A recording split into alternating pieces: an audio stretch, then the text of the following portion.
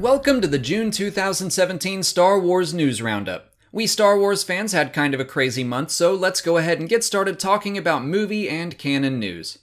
The biggest story this month is one I'm sure you've heard by now, but Lord and Miller, the directors of the Han Solo film, were fired with only 3 weeks left of principal photography.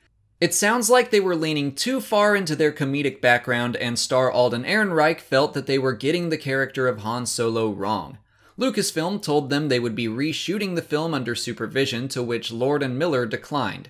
They were let go, and Ron Howard has been officially brought in to replace them.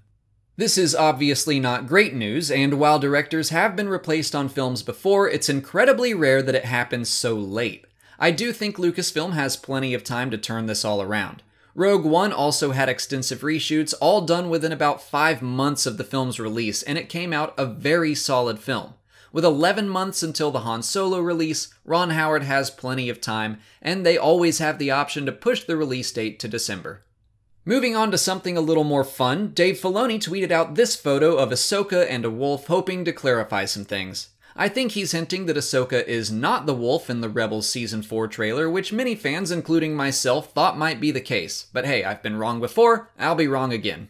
USA Today released a preview of the upcoming Inferno Squad book all about Iden Versio and where she was when the first Death Star was destroyed. The excerpt is very cool, and I don't really want to spoil it here, but the book is out on July 25th, and so far it's shaping up to be great. A preview of the Phasma comic was released this month. The one-shot won't be released until early September, but it'll tell the story of how Phasma got out of the trash compactor and Starkiller base, and I expect could hint towards some other plot points of The Last Jedi. Speaking of The Last Jedi, Colin Trevorrow, who will be directing Episode 9, asked Rian Johnson to shoot something specific for The Last Jedi. We have no idea what that something is, but it's good to know the two filmmakers are collaborating on making the entire trilogy flow nicely, since Johnson also asked J.J. Abrams to adjust some things in The Force Awakens. That's it for canon and movie news, so now I'm gonna throw it over to Elliot from Battlefront Updates for gaming news, which also had a big month thanks to EA Play. Take it away, Elliot.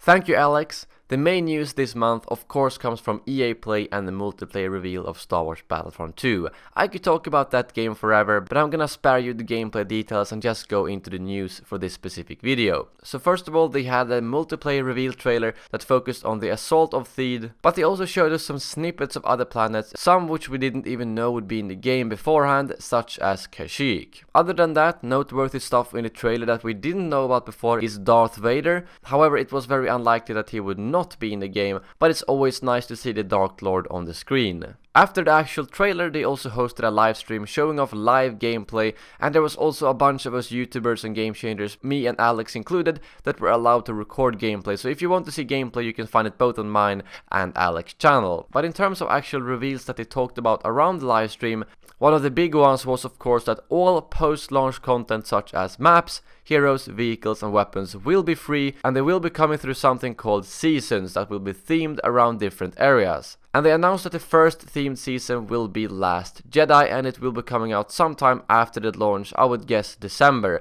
It will contain Captain Phasma, Finn and also the new planet Crate that we can see in the Last Jedi teaser. On top of that, they also confirmed that the planet Dakar from The Force Awakens will be available as a space battle in Star Wars Battlefront 2. The first mission of the campaign was actually playable at EA Play as well, but it was limited to some of the big press outlets and you weren't actually allowed to record anything either. But there are some details out there where they basically walk you through the first mission and how it played out if you're interested in that. And we also get a slight snippet of that mission and the single player at the end of the multiplayer trailer, as we get to see Iden Versio taking orders from her father and the Sentinel droid. The month then wrapped up with a closed alpha for Star Wars Battlefront 2, which by the time this video goes live should still be live. However, it is under NDA, which means you cannot record or share any details about it. All you can do is say that it exists and that you have access to it. So if you do, I hope you enjoy it. Otherwise, see you in the beta.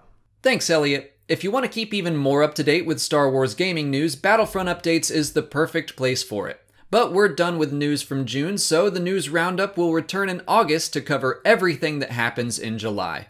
Until then, please like this video, subscribe to the channel, follow me on Twitter, Instagram, and Facebook, and consider checking out my Patreon page. As always, thanks for watching, and may the Force be with you.